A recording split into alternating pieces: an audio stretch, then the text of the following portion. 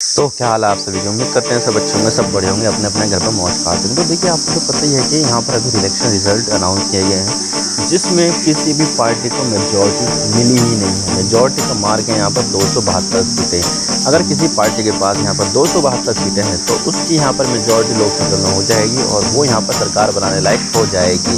लेकिन यहाँ पर किसी को भी मेजॉरिटी मिली नहीं है। सबसे बड़ी पार्टी यहाँ पर बीजेपी निकली है, 240 सीटें, लेकिन यहाँ पर उसको अभी भी 32 सीटों की ज़रूरत है जो वो जीती ही नहीं है। तो 32 सीटें उसकी शॉर्ट रह गई है। तो इस तरह से यहाँ पर हमें अंग पार्लियामेंट यानी कि खंडित जनादेश देखने को मिला है, यानी कि किसी भी यहाँ पर पार्टी को कोई भी मेजॉरिटी नहीं मिली है, जिसकी वजह से यहाँ पर जो कोएलिशन गवर्नमेंट है वो यहाँ पर बनेगी। कोएलिशन गवर्नमेंट में यहाँ पर जो एनडीए है उसको यहाँ पर बहुमत मिल गया है। 272 का मार्क है तो एनडीए को यहाँ पर 293 सीटें हासिल हो गई है। हालांकि देखा जाए तो यहाँ पर जो इंडिया गठबंधन है वो उसने भी यहाँ पर बहुत ही ज़्यादा कोशिश की थी कि भाई यहाँ पर किसी तरह से यहाँ पर जो है चुनाव जीत जाए, और इसके लिए यहाँ पर बहुत सारी जो पार्टी है वो यहाँ पर इंडिया गठबंधन में शामिल भी हुई थी, लेकिन यहाँ पर जो है वो रोक नहीं पाई। हालांकि देखा जाए तो बीजेपी यहाँ पर कहती आ रही थी कि भाई हमारी जो पार्टी है वो 370 जीतेगी और जो एनडीए में लाकर ये जीतेगी पूरी की पूरी 400 सीट। तो अब की बार 400 पार का नारा दिया जा रहा था, तो उसको रोकने के लिए यहाँ पर जो इंडिया गठबंधन है वो यहाँ पर कामयाब हो गया है, और यहाँ पर वो 400 क्या यहाँ पर वो 300 पार भी नहीं हो पाए हैं। तो आप देख सकते हैं कि किस तरह से यहाँ पर जो इलेक्शन रिजल्ट है वो यहाँ पर देखने को मिली है, और अब यहाँ पर जो है कोएलिशन गवर्नमेंट बनने जा रही है, और यहाँ पर जो मोदी साहब है वो जल्दी यहाँ पर जो है अपने पद की शपथ ले लेंगे। और इसके लिए यहाँ पर जो नीतीश कुमार है और जो टीडीपी के चंद्रबाबू नायडू है उन्होंने भी यहाँ पर जो अपना समर्थन है वो यहाँ पर दे दिया है। हालांकि देखा जाए तो वो उनका जो इतिहास रहा है वो कभी इस साइड तो कभी उस साइड, कभी इस साइड तो कभी उस साइड ऐसा रहा है, तो उसके बारे में यहाँ पर ये कहा जा रहा है कि भाई यहाँ पर वो जो दोनों पार्टियाँ है वो अपनी जो साइड है वो स्विच कर सकती है। तो आपको तो पता ही है कि जो नीतीश कुमार है उनको तो यहाँ पर नाम भी मिला हुआ है, नाम है पलटू राम के, वो कभी भी पलट सकते हैं। तो इस वजह से यहाँ पर जो है ये जो कोएलिशन है, ये जो गठबंधन है वो काफ़ी ज़्यादा वल्नरेबल है। टूटने अगर कुछ भी नीतियाँ अगर ऐसी होती है जो इन दोनों पार्टी को पसंद नहीं आती है तो इसकी वजह से यहाँ पर जो गठबंधन है वो टूट भी सकता है, और उसके बाद यहाँ पर जो सरकार गिर भी जाएगी, क्योंकि फ्लोर टेस्ट में यहाँ पर जो है वो गठबंधन जो है अपना वो बहुमत साबित नहीं कर पाएगी। तो इसकी वजह से यहाँ पर जो बीजेपी है उसको बहुत ज़्यादा कॉम्प्रोमाइज़ करना पड़ेगा, और उसकी जो स्कीम्स है उस पर भी यहाँ पर बहुत ज़्यादा कॉम्प्रोमाइज़ करना पड़ेगा। तो आज इसके बारे में पूरी डिटेल के साथ बात करते हैं कि वो कौन कौन सी स्कीम है जिसको लेकर यहाँ पर जो बीजेपी है वो कॉम्प्रोमाइज़ कर सकती है। तो उससे पहले लेकिन अगर चैनल पर आप नए हो तो चैनल को सब्सक्राइब जरूर कर देना। वीडियो चाहे पसंद आए तो लाइक कर दो, वरना ना आए तो डिसलाइक भी कर दो, कोई दिक्कत नहीं है। लेकिन चैनल को सब्सक्राइब जरूर कर देना। आपके एक सब्सक्रिप्शन से हम आगे कंटेंट बनाने की मोटिवेशन मिलती है। चलिए शुरू करते हैं। तो यहाँ पर जो मोदी सरकार है ना, मोदी ने अपनी लीडरशिप में हमेशा यहाँ पर मेजॉरिटी एंजॉय की है। चाहे वो गुजरात के सीएम बने हुए हो तो तब भी यहाँ पर उनको हमेशा से ही मेजॉरिटी मिलती थी कि भाई जब भी चुनाव हुए गुजरात में उनको हमेशा मेजॉरिटी मिली है। तो उन्होंने यहाँ पर कभी भी ऐसी कोएलिशन गवर्नमेंट का जो नेतृत्व है वो कभी किया ही नहीं है। लेकिन अब पहली बार ऐसा है कि जो मोदी साहब है उनके सामने कोएलिशन गवर्नमेंट की चुनौती है, उनको यहाँ पर मेजॉरिटी नहीं मिली है। तो उनको यहाँ पर अपना जो कोएलिशन पार्टनर है एनडीए के जो घटक दल है उनको यहाँ पर खुश करना होगा। तो यहाँ पर खुश करने के लिए जो उनके जो कोर इश्यूज हैं उनसे वो यहाँ पर बहुत ज़्यादा पीछे हट सकते हैं कि भाई अगर यहाँ पर अगर उनके घटक दलों को ये सब चीज़ें पसंद नहीं आई तो उनकी यहाँ पर सरकार गिर भी जाएगी। तो इसकी वजह से यहाँ पर जो बहुत सारे जो बीजेपी के जो इशू है ना वो शायद यहाँ पर जो पीछे हट जाएंगे, और उनमें जो सबसे बड़ा इशू है वो है यूसीसी यानी कि यूनिफॉर्म सिविल कोड। अब देखिए यूसीसी एक ऐसा मुद्दा है जिसको यहाँ पर बीजेपी बहुत ज़्यादा पुश करती है। इवन यहाँ पर जो बीजेपी का जो मैनिफेस्टो है ना उसमें भी यहाँ पर यूनिफॉर्म सिविल कोड यहाँ पर मेंशन है कि भाई हमारी सरकार यहाँ पर आई तो हम पूरे देश में यूसीसी ला देंगे। हालांकि देखा जाए तो उत्तराखंड यहाँ पर जो है लेकर आ गया है यूसीसी, वहाँ पर लागू हो चुका है, और वहाँ पर भी बीजेपी की सरकार है। तो वहाँ पर वो जो यूसीसी है ना वो टेस्ट कर रही है कि भाई यहाँ पर जो यूसीसी है उस पर रिस्पॉन्स क्या मिलता है, किस तरह से यहाँ पर जो दिक्कतें हैं वो देखी जाती है। हालांकि देखा जाए तो उत्तराखंड में इतनी ज़्यादा संख्या में मुस्लिम रहते नहीं हैं, तो वहाँ पर जो उनका जो विरोध है वो इतना ज़्यादा कुछ खास बड़ा होगा नहीं। लेकिन यहाँ पर जो दूसरे राज्य है जहाँ पर बड़ी मुस्लिम आबादी रहती है, जैसे यूपी में बहुत ज़्यादा मुस्लिम आबादी रहती है, तेलंगाना में काफ़ी ज़्यादा मुस्लिम आबादी है, बिहार में काफ़ी ज़्यादा है, बंगाल में है, तो वहाँ पर भी देखा जाए तो उसके लिए जो है चीज़ें करने की ज़रूरत थी उनको। और ये जो है ना मैनिफेस्टो में उनके शामिल थी कि भाई यहाँ पर हमारी सरकार अगर आती है, हमें जो यहाँ पर मेजॉरिटी मिलती है तो हम यहाँ पर जो यूसीसी है वो पूरे देश में लागू कर देंगे। तो यहाँ पर जो यूसीसी है वो यहाँ पर बीजेपी का एक बहुत ही बड़ा इशू है, कोर इशू है यहाँ पर। वो कई सालों से यहाँ पर जो है ना कहती आ रही है। इवन जब से यहाँ पर जो बीजेपी का जो है जन्म हुआ है, तब से ही वो यहाँ पर जो यूनिफॉर्म सिविल कोड है उसकी वकालत करते आई है। लेकिन अब यहाँ पर जो यूसीसी है वो मुझे नहीं लगता कि यहाँ पर इस बार जो है ना पूरे देश में लागू हो पाएगा, क्योंकि यहाँ पर जो बीजेपी है उसके हाथ यहाँ पर काफ़ी ज़्यादा बंध गए हैं कोएलिशन गवर्नमेंट में। लेकिन यहाँ पर जो यूसीसी का जो मैटर है ना वो यहाँ पर एक ऐसा स्टैंड के रूप में देखा जाता है जिससे यहाँ पर जो मुस्लिम समुदाय है उसको यहाँ पर काफ़ी ज़्यादा दिक्कत होगी। तो यहाँ पर अभी तो ऐसा मामला हो गया है कि भाई एनडीए को यहाँ पर बहुमत तो मिल गया, लेकिन बीजेपी को यहाँ पर बहुमत नहीं मिला है। तो इसकी वजह से जो बीजेपी है वो यहाँ पर अपने एलआई के ऊपर डिपेंड करती है। तो ऐसे में यहाँ पर जो यूसीसी है उसके लिए भी यहाँ पर उसको अपने एलआई की ज़रूरत होगी कि भाई यहाँ पर यूसीसी पास कराना है, तो उसके लिए हमें यहाँ पर अपने घटक दलों की आवश्यकता होगी, उनके वोटों की आवश्यकता होगी। तो ऐसे में यहाँ पर जो है ना बीजेपी काफ़ी ज़्यादा जो है ना अपने घटक दलों के ऊपर डिपेंड है। लेकिन यहाँ पर जो टीडीपी है जो काफ़ी ज़्यादा जो है ना इम्पॉर्टेंट एक घटक दल है यहाँ पर बीजेपी का।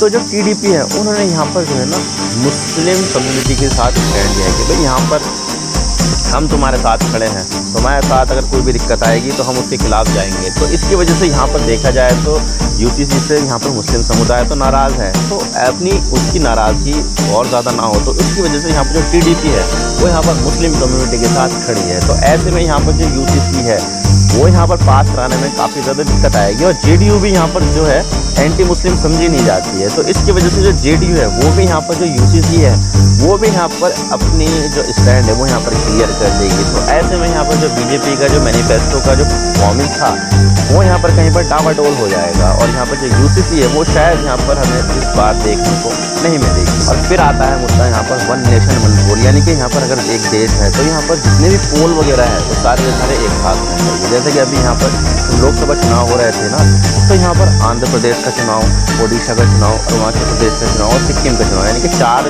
राज्यों के चुनाव भी यहाँ पर इसी के साथ ही हो गए थे। तो इस तरह से यहाँ पर देखा जा रहा है कि भाई अगर यहाँ पर जब भी कभी लोकसभा का चुनाव हो तो उसी के साथ साथ यहाँ पर स्टेट असेंबली के इलेक्शन भी यहाँ पर कराया जाए। तो इसके लिए यहाँ पर जो है एक कमेटी बनाई गई थी पिछले साल। रामनाथ कोविंद जो अपने पूर्व राष्ट्रपति रह चुके हैं उनके नेतृत्व में यहाँ पर कमेटी बनाई गई थी कि भाई यहाँ पर चेक करो कि भाई यहाँ पर जो वन नेशन वन पोल की जो संभावना है वो कितनी है। तो इसको लेकर यहाँ पर जो चीज़ें हैं वो यहाँ पर अभी अनक्लियर है कि भाई यहाँ पर जो इनके जो एलआई है वो क्या यहाँ पर वन नेशन वन पोल को सपोर्ट करते हैं। जेडीयू ने तो अपना समर्थन दे दिया है, लेकिन यहाँ पर जो टीडीपी है वो यहाँ पर अभी भी अनडिसाइडेड है, यानी कि यहाँ पर वो कर भी सकती है नहीं भी कर सकती है। और अगर यहाँ पर उन्होंने नहीं करा तो यहाँ पर एनडीए के लिए काफ़ी ज़्यादा मुश्किल हो जाएगी, क्योंकि यहाँ पर जो है बीजेपी अपने घटक दलों पर काफ़ी ज़्यादा निर्भर करती है। तो ऐसे में यहाँ पर अगर वन नेशन वन पोल का जो उनका जो एम्बिशन है वो यहाँ पर क्लियर नहीं होगा तो यहाँ पर बीजेपी के लिए काफ़ी बड़ा एक सेटबैक होगा, क्योंकि यहाँ पर ये जो चीज़ें हैं वो यहाँ पर बीजेपी काफ़ी ज़्यादा लंबे समय से करती आ रही है। और रिपोर्ट भी यहाँ पर जो है ना उनके पास आ चुकी है, कमेटी बनाई गई थी भाई उसकी रिपोर्ट आई है। तो ऐसे में यहाँ पर अगर ये सब चीज़ें नहीं होगा तो बीजेपी के लिए काफ़ी ज़्यादा बड़ा सेटबैक है, और वो साइड में कर देगी कि भाई अभी यहाँ पर जो है ना ये चीज़ें अभी हम नहीं करते हैं, बाद में देखेंगे जब हमारी मेजॉरिटी आ जाएगी। और फिर जो सबसे बड़ा मुद्दा है वो है यहाँ पर अग्निवीर का। अग्निवीर स्कीम यहाँ पर जो सरकार लेकर आई थी। अब देखिए सरकार ने यहाँ पर जो है ना अपना खर्चा बचाने के लिए अग्निवीर स्कीम लेकर आई थी, क्योंकि यहाँ पर अगर पहले जो है सेना की भर्ती जो होती थी उनको यहाँ पर जो है ना रिटायर होने के बाद सारी की सारी सुख सुविधाएं देनी होती थी। कैंटीन की सुविधा, यहाँ पर हेल्थ इंश्योरेंस की सुविधा, पेंशन की सुविधा, बहुत सारी सुविधा यहाँ पर देनी पड़ती थी, जिससे कि यहाँ पर जो सरकार है उसके ऊपर बहुत ज़्यादा खर्चा बढ़ रहा था और यहाँ पर वो अपने जो खर्चे है वो मैनेज नहीं कर पा रही थी। तो इसकी वजह से यहाँ पर जो सरकार है वो यहाँ पर अग्निवीर स्कीम लेकर आई कि भाई यहाँ पर जो अग्निवीर स्कीम है उसमें यहाँ पर सेना में सिर्फ जो भर्ती होगी वो 4 साल के लिए होगी, यानी कि 4 साल के बाद यहाँ पर उन भर्तियों को रिव्यू किया जाएगा और उसके बाद यहाँ पर जो 75% जो अग्निवीर है वो यहाँ पर रिटायर हो जाएंगे, और जो 75% जो अग्निवीर है उसके बाद यहाँ पर रिटायर हो जाएंगे, और जो 25% जो अग्निवीर है वो ही यहाँ पर रिटेन किए जाएंगे, यानी कि यहाँ पर जो 4 में से 3 लोग हैं उनको यहाँ पर रिटायर कर दिया जाएगा। और उसके बाद यहाँ पर उनको ग्रेच्युटी मिलेगी। तो जो ग्रेच्युटी है वो इतनी ज़्यादा नहीं होगी कि भाई पेंशन से ज़्यादा हो जाए। और इसकी वजह से यहाँ पर जो तैयारी कर रहे थे ना सेना में भर्ती होने के लिए लोग, वो बहुत ज़्यादा नाराज़ हो गए। उन्होंने तो यहाँ पर आंदोलन भी कर दिया था, ट्रेनें रोक दी थी, हाईवे रोक दी थी, बहुत ज़्यादा जो है ना तोड़फोड़ भी हुई थी इसके मुद्दे पर। तो ये जो मुद्दा है वो युवाओं के लिए बहुत ही ज़्यादा सेटबैक वाला था कि भाई यहाँ पर जो है हमें परमानेंट नहीं किया जा रहा है, हमें यहाँ पर टेम्परेरी तरीके से भर्ती किया जा रहा है। तो इसकी वजह से जो पॉलिटिकल पार्टियां हैं वो यहाँ पर बटी हुई है। और कांग्रेस ने तो यहाँ पर अपने मैनिफेस्टो में ये भी कह दिया है कि भाई यहाँ पर हमारी सरकार आई तो हम यहाँ पर अग्निवीर योजना जो है वो पूरी तरह से खत्म कर देंगे और जो पूरी तरह से पहले जो भर्ती चल रही थी उसी तरीके से यहाँ पर भर्ती चलाएंगे।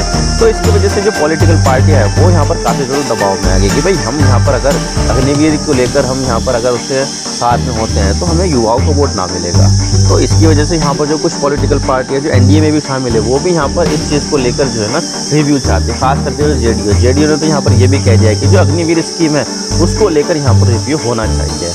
तो यहाँ पर अग्निवीर स्कीम को लेकर भी यहाँ पर जो बीजेपी है उसके ऊपर बहुत ज़्यादा दबाव आएगा कि भाई यहाँ पर जो अग्निवीर स्कीम है उसको यहाँ पर ये आने वाले समय में बंद भी ना कर दे। तो ये चीज़ें हैं, अब देखने वाली बात होगी कि क्या यहाँ पर जो बीजेपी है वो इसको बंद करती है या नहीं।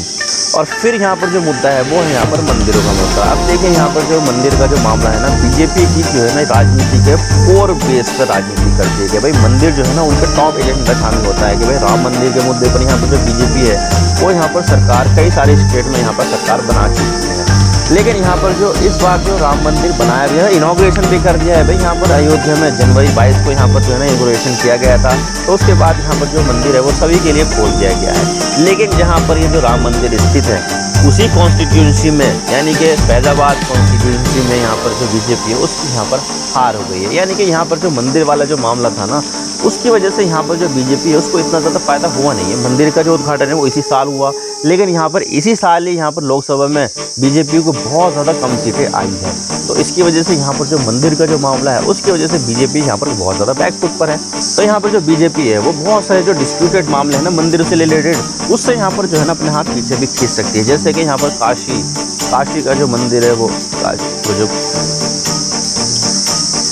जैसे कि काशी की जो ज्ञानवापी मस्जिद है उससे भी यहाँ पर अपने हाथ पीछे खींच सकती है। और इसके अलावा यहाँ पर जो मथुरा की जो शाही ईदगाह और कृष्ण जन्मभूमि वाला मामला है उसको लेकर भी यहाँ पर वो अपने हाथ को पीछे खींच सकती है। तो ये मंदिर का मुद्दा है ना, इसकी वजह से यहाँ पर जो बीजेपी है ना काफ़ी ज़्यादा बैकफुट पर भी आ गई है। और यहाँ पर जो जेडीयू है उसके साथी जो है वो अपने जो बीजेपी के जो हार्डकोर हिंदुत्व है ना उसकी यहाँ पर जो है ना हिमायती है भी नहीं। तो इसकी वजह से यहाँ पर जो बीजेपी है ना उसके अभी हाथ बंधे हुए हैं। और इसकी वजह से यहाँ पर जो बीजेपी है उसके बहुत सारे जो कोर इश्यूज़ हैं उसको रिलेटेड यहाँ पर जो बीजेपी है वो पीछे हटने को भी यहाँ पर आने वाले समय में तैयार हो सकती है। तो आई होप आपको सारी बातें समझ में आ गई कि किस तरह से यहाँ पर जो चीज़ है वो यहाँ पर टर्न आउट हुई है। और यहाँ पर बीजेपी की जो मेजॉरिटी नहीं आई ना इसकी वजह से बीजेपी के बहुत सारे जो कोर इशू है वो यहाँ पर अनरिजॉल्व ही रहेंगे। बीजेपी उनके ऊपर यहाँ पर शायद आने वाले समय में काम नहीं करेगी।